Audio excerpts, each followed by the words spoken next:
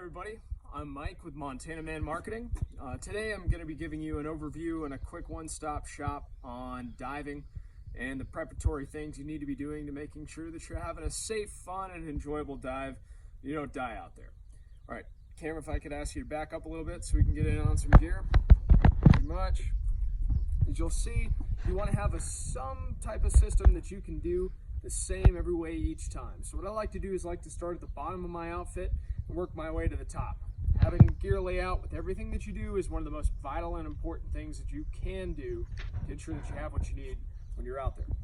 All right, so start with my booties and my fins. Those are the first things I put on the bottom. Then into my wetsuit. Out here in Montana, the lakes are cold. They get closer to 40s, lower 30-degree weather. So you need about a 7 to 9 mil wetsuit. This is Mares and this is Henderson.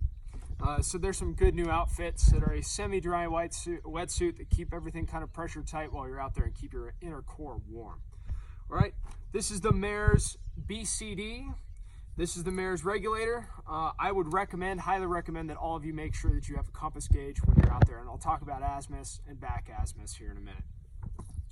Make sure that you have your personal regulator and your safety regulator for your partner or yourself in case either one of you loses your cords and you're out in the water. Something gets cut, something breaks down, something malfunctions, you have a secondary, and that's always important to have. Moving forward, you got your weight belts. You want to test kind of your body mass composition and see what's going to work. I'm guessing I'm going to be somewhere about 20 to 24 pounds, so I put about 22 in there. This is my dive mask and a snorkel. Moving into some not absolutely necessary things, but are nice to use. My wife requested that she had a way to alert me when in the water. These are called tank bangers. They screw onto the bottom of the tanks, and they'll make a sharp, loud noise that travels pretty fast underwater, so I can tell if she needs me at any minute. Tank, you're going to put on your regulators and check your gauges and make sure you're sitting at a minimum of 2,700 PSI. Full tank should be about 3,000, but in the cold water, we're probably going to have some shrinkage of some air. So these are extra weights.